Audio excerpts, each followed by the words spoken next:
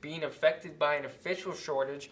First off, Unity Christian and MOC Floyd Valley are playing in Orange City in about a half an hour from now because that same officiating crew that is doing that game in Orange City has to bust their butts up to Hull because they're going to do the Borden Hall Rock Valley Western Christian game, and that game has been moved back an hour to 8 o'clock so that same crew can work 2 games. And I wrote a column on this a couple months ago from a baseball perspective because there was an umpire shortage in baseball too, but Shane, it looks like it's kind of moved over to the football side of things. Yeah, it's been an ongoing issue. I mean, even when I was at Mason City at the Globe Gazette in my old job, this was something that kind of popped up. You especially saw it during baseball season, just because there's so many games happening. Yeah.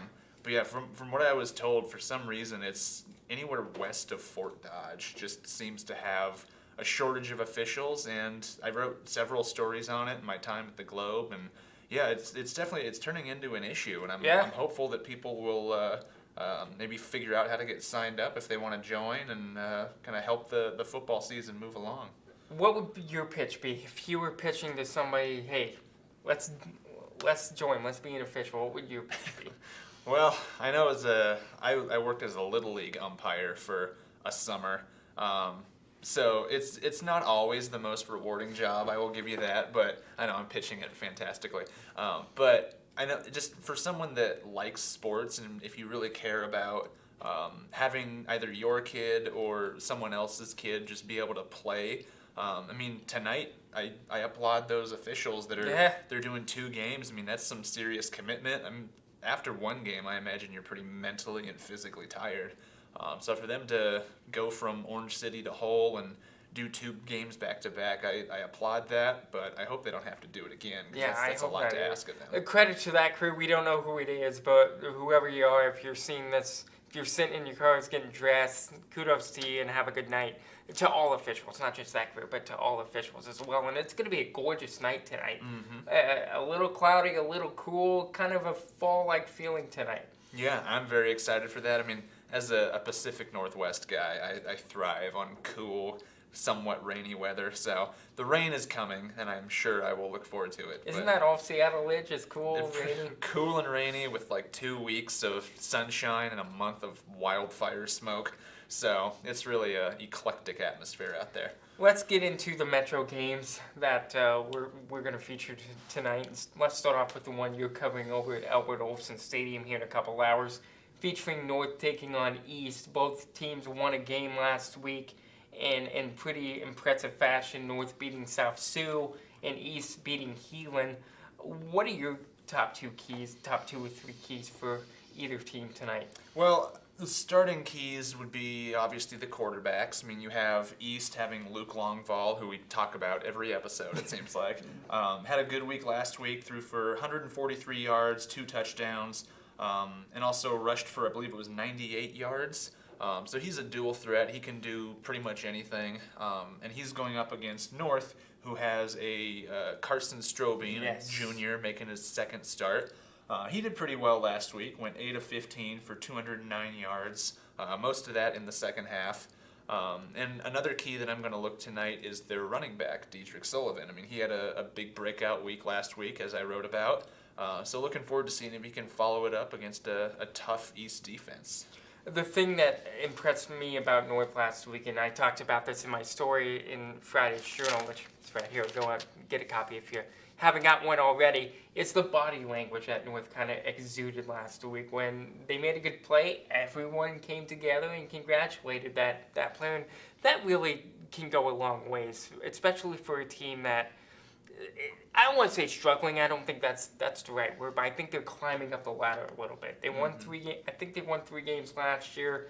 They're 1-0 so far. I don't think they'll win tonight against East, but just having that positive atmosphere, I think, can go a long way for a team like a North, like a West, like a South Sioux, and I think we're seeing that with all 3 programs. Yeah, absolutely. I mean, talking to Carson last week along with Diedrich, I mean, I asked Carson who he thought the MVP of the game was, and he immediately puts his arm around Diedrich, says, "This guy right here, he set the tone." Yeah. So it's a team that, from my perspective, they seem like they're a tight-knit group. They seem like they're on the same page. They want to accomplish the same thing.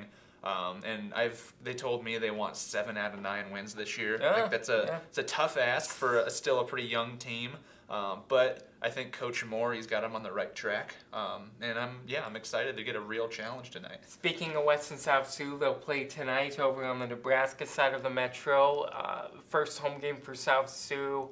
Somebody's got to win this game. Both programs are struggling. Someone's got to win this game. It can't end in a tie. I don't think it'll end in a tie. That'll be really bizarre if it did.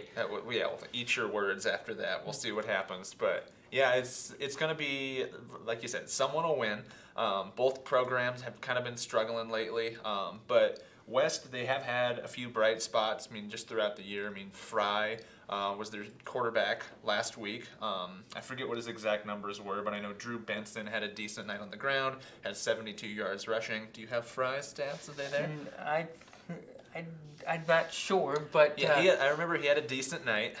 Didn't blow him away, but was kind of under some pressure. But he did decently for the situation he was in. So if they can just keep growing on offense, kind of just maybe count on Drew to kind of make a few plays and see what happens. Maybe West can come out with their first win in 3 years. I think it's been a while since West has won a ball game, and credit to those kids for keep on coming out, coming to practice day by day, and just trying to chip away at the light at the end of the tunnel. That light will come. Not sure if it comes tonight, but it'd be amazing if it was for West to kind of end that long losing streak. Heelan travels up to the ice cream capital of the world tonight to face Lamar's. You've been to Lamar. Do you like their ice cream? I've been there so many times. And maybe Heelan can celebrate with some ice cream tonight after the game. But Lamar's did beat Heelan down at Memorial Field last week towards the end of the season. Do you see that happening tonight? Well, based on what I saw last week, I covered the SBL for Sergeant Bluff versus Lamar's game. Lamar's does have some playmakers. I forgot to look up his name, the returner. I'm sorry, whoever, if you're watching, I admire your play. He'll buy you play. some ice cream. I will buy you some ice cream. I keep forgetting his last name, but big return guy, so I'm anticipating him finally breaking one. I don't think he had a return that didn't end up at the 40-yard line last week. But yeah, they definitely have some talented playmakers, so I see Lamar's coming out with a victory tonight. Oh, you see Lamar's coming out with the win tonight. So Lamar's will go to the parlor if it's still open. I think it stays open until like 10 o'clock to go get some ice cream or go to the grocery store to get some ice cream. But you think Lamar's? I think it's Heelan. I think this is kind of a pressure situation for Heelan just to get a win. They need a win, and I think going back and looking at the film from last year, correcting those mistakes, I think they can get a road win tonight. Speaking of road wins, Dakota Valley will look for one tonight as they face Madison. The last meeting against Madison didn't necessarily go all that quite well. I think it was a 40-7 loss in the playoffs last season. Yep, it was a heartbreaker. Can the Panthers make up that gap tonight? I think that they have a decent shot. They're, like you mentioned, it's a motivation game. You lose to a team in the postseason. That's definitely a kick in the pants. Yeah. You really want to come out strong. And they seem to have the talent to do it. Like we've mentioned, they have 21 new starters on their team, but I don't know. Based on just what I know about that team, I think that they have a good shot at coming out with a revenge win. Now let's move on to the Siouxland. We kind of talked about Unity MOC a little bit, but aside from the officiating storyline of tonight, just the early kickoff, these two teams faced off last year. Unity won 48-14, but MOC came away with a really big win last week against Sibley Cheatham. Do you think that momentum carries over into tonight for the Dutchmen? Based on that score from last year, I do think that Unity is going to come out with another win tonight. You have Trevor Wieringa. He had, 107 yards on 17 carries last week, so I see another big night from him tonight. Once the running back gets into a piece or some momentum, I think it's hard to stop him. You have one 100-yard game. I think they kind of tend to roll. They come in succession in high school football. So I see a big night from him. I see another Unity Christian victory. Storm Lake will travel to Odebolt, Arthur, Battle Creek, out of Grove. Show off. Did that off the top of my mind. The game is tonight at Grove tonight between the Falcons and the Tornadoes. The Falcons kind of found their way with Beckett DeJean in week one. Beckett taking over for his brother Cooper, who's obviously at Iowa. It might make his debut tomorrow on the field against Indiana. But were you surprised at how OABCIG kind of picked up where they left off from last year? I wasn't surprised that they came out with a win, but I was surprised at just how well Beckett did. I knew, everyone knew it was going to be a high-pressure situation for him coming in, replacing his brother, legendary brother that is going to be in like the Hall of Fame at that school. I hope he is. Yeah, he better be. He might even be in the Iowa High School Hall of Fame. He might be. In the Hall of Pride Hall of Fame. But to come in and replace your brother that has that kind of status and to put up 373 yards passing, I mean, that's just an impressive showing. So I'm hopeful that he's going to have another big performance because I like watching a kid with something to prove just come out and really dominate. The Lantz High School game we'll talk about here is Sioux Center and taking on West Sioux tonight. That'll be on MetroSports.tv if you want to stream that game. Both of these teams coming away with good Week 1 wins. Who keeps it going tonight? The Warriors or the Falcons? I think it's going to be West Sioux. I mean, you had Dylan Wiggins, was it 6 touchdowns last week? 279 yards passing.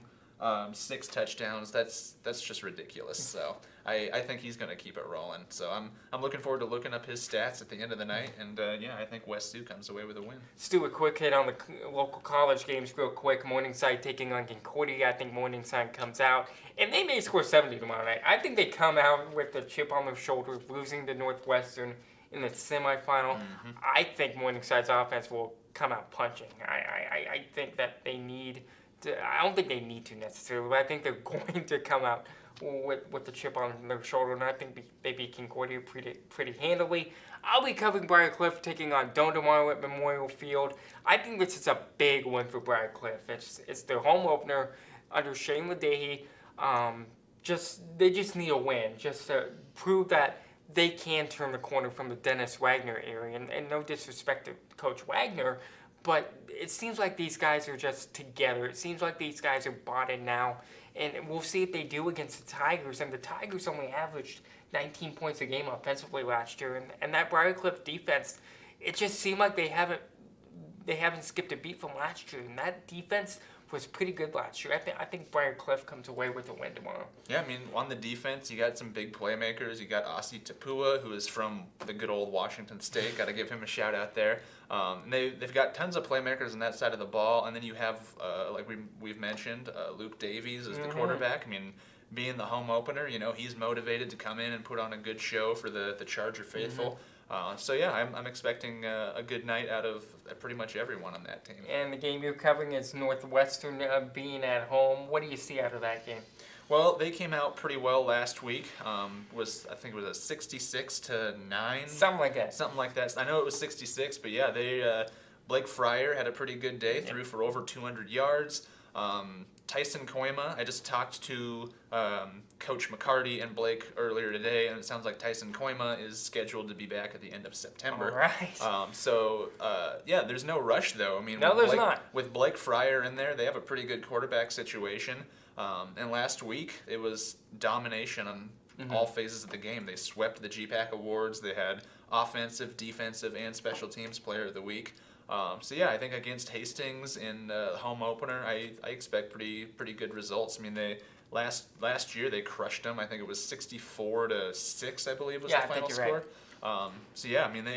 They have lost some big weapons, like we mentioned. Koima and Shane Solberg is out for the year with a torn ACL, but they've got some wide receiver weapons. They've got a strong QB, very strong defense, so I expect a big win tomorrow. You can follow Shane tonight and tomorrow as he covers his 2 football games at Shane M. Lantz. He's covering East North tonight and Hastings Northwestern tomorrow. I'll be covering Doane Briarcliff.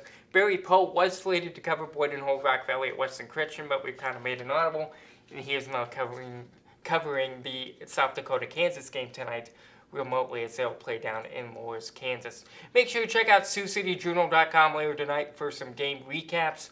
And also in Sunday's paper, they'll be in Sunday's paper as well. Coaches, stat guys, as a reminder, send in your stuff, scjsports@SiouxCityJournal.com, Or if you want to call it in, that's cool too. 712-293-4277.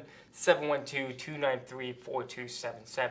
For Assistant Sports Editor Shane Lantz, I'm Sports Editor Zach James. Thank you so much for listening and watching on this Friday afternoon. And we'll talk to you next week, Tuesday afternoon, since it's Labor Day next week, right here on SiouxCityJournal.com.